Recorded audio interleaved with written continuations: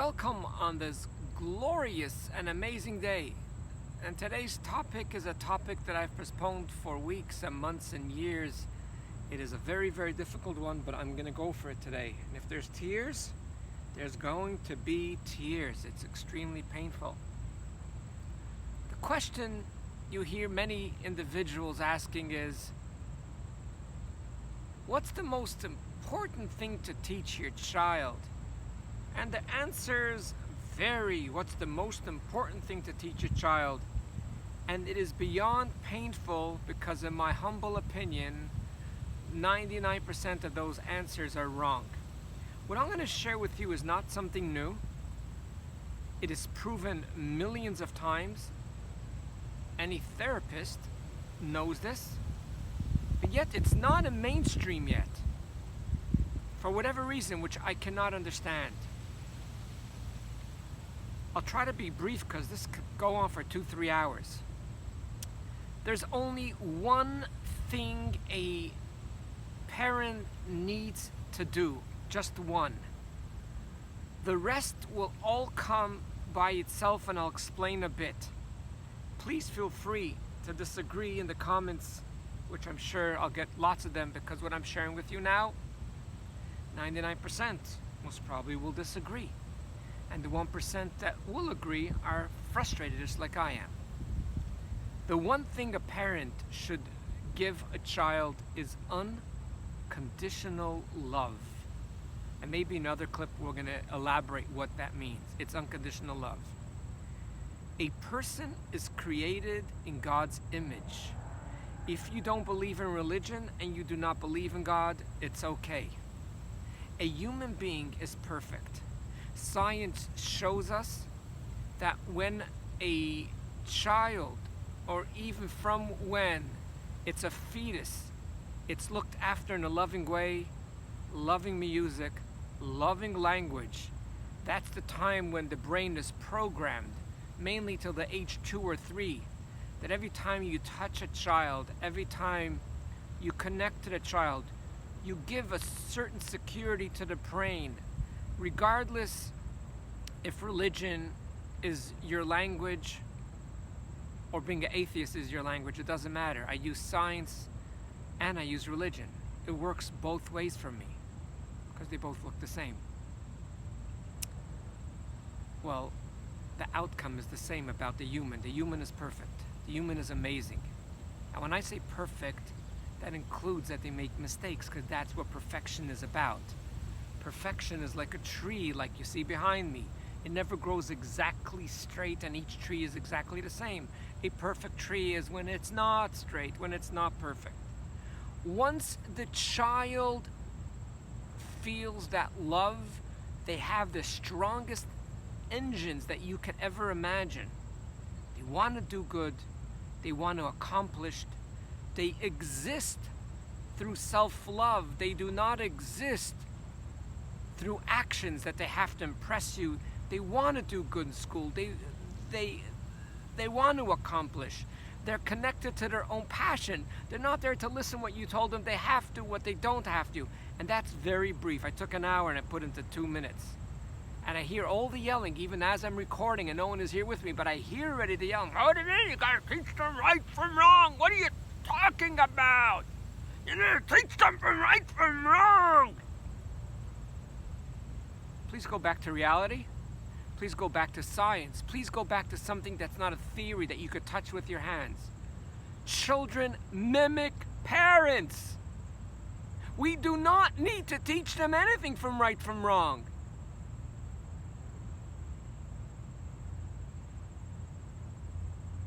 When we will be polite, we will talk positive about people. We will not make fun of people. We will not mock different groups. We will not sit by a Saturday dinner, by a Shabbat dinner, and make fun of others. We will not mock different groups.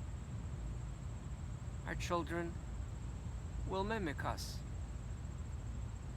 If each and every time we walk into a store or we meet someone and we say thank you and you're welcome, the child will just do the same.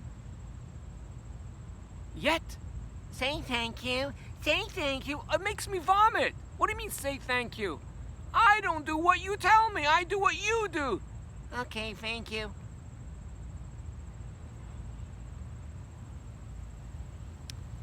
Teach them right from wrong.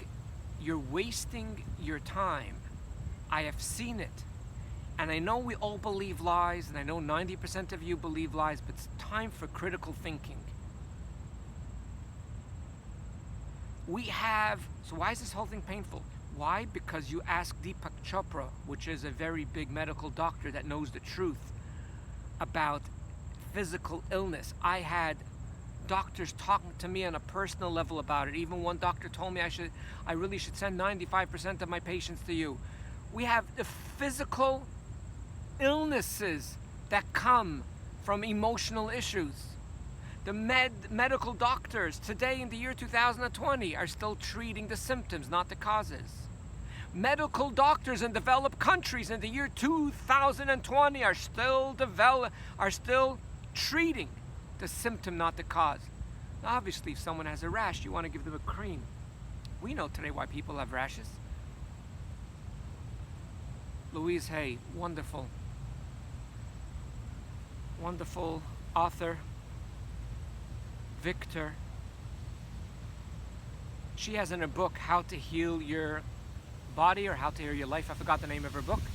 And in the back, she talks about every single illness from which emotional issue it comes from. I know when my body goes through something to me that's an alarm and I take care of the emotional issue and it's gone. I had skin issues for years. It was gone overnight. I had other issues. It was gone overnight. When I have lower back pain that I can't move, within 15 minutes of meditation, it's gone. And that's the reason why other therapies don't work as well, because you do certain therapies and medication, because the emotional structures there, the emotional issues there, it goes from one thing to the next thing. So even if you do acupuncture or different stuff that you do, they always come back through different ways. So if you stop smoking, you're going to start eating. If you stop eating, you'll start drinking. The bottom line is, the human body can only be healthy if the spiritual body is healthy.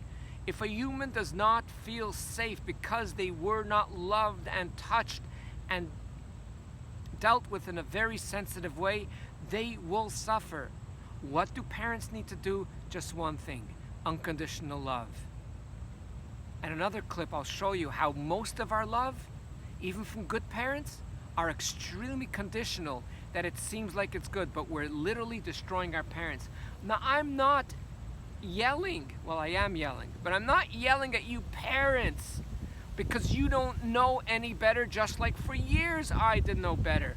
I just mimicked society around me till I began to read, to educate, and to actually challenge everything that I read. And I saw the proof in the pudding. And I'll finish up with one story.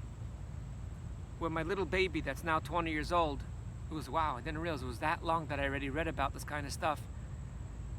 And I decided to do an experiment where, based on the science that I studied, is you have to touch at least till the child is 2 or 3 as much as possible, because it programs the brain for security. It programs the brain for security. I decided to do an experiment on my own child. Whenever I had time, I used to go to his bed. He was still a few months, a few days, a few weeks old. I used to sit there and do nothing, just take my finger and rub it up and down his back as he was sleeping. Just rub it up and down his back. His whole entire back was smaller than my hand. He was so tiny. I see him now, and that's why I'm crying. It was just a few days ago. I don't know how we turned 20. And I just went on and just did it thousands of times. And whenever I can, I would hold him. At that time, I did stupid things too. When he got older, I would hurt him because I still believed in spanking. But we won't get into that now. But the bottom line is, I decided I want to put this test. I want to test out this method if it really works. I want to see. I could sit here for 5 hours, but I'll tell you 2 things. He's one of my children I never sat once in my lifetime to do homework with. We played sports, we did a lot of things together. I never sat with him once to do homework. Can't remember. I think his average was like a 98. He had and he has very good behaviors from right or wrong. He has very awesome ambitions. And the one thing that really hit me like a ton of bricks, when he left home at the age of 13, I took him to the airport. I was crying, at least on the inside. And I was trembling, at least on the inside. I didn't want to show it. And the way he waved goodbye, and the way he got onto the plane on his own, this little tiny 13-year-old, I just sat there and I remember watching him, going through the windows, watching him till the officer threw me away because of security. You see, like I'm a terrorist, you know? I was standing by the window outside, but I wasn't allowed to look because the terrorists could do whatever they want, but the innocent can't even stand by the window to see your child off. But it's okay. Life doesn't have to be perfect because that's what's perfect about it. And I remember seeing him go off, and that's when it hit me like a ton of bricks. I go, wow. Wow. Look at that confidence. And he always showed a great amount of confidence and security. Is he perfect? I'm sure he's not. He's human. He has his faults. I have my faults. We all have our doubts. But you could see clearly, and I see it in the hundreds of adults that I work with, the moment they start talking, like you know their childhood. Parents were taught to be good parents. We need to teach them right from wrong. And that is an absolute pathetic, painful myth. We don't need to teach anything right from wrong. They will mimic us beyond your imagination. What they need is something that's so easy, it's for free, and it's something that most children do not get on the level that I'm talking about, is unconditional love and abundance of touching, cuddling, and hugging. Thanks for listening. Have yourself a wonderful and delightful day. And I'm confident that the open-minded youth will not listen to what I say, but actually do research, and perhaps this will affect them, and they will do the right thing to their children, and they will have awesome, amazing, outstanding, phenomenal children. Thank you, and thanks for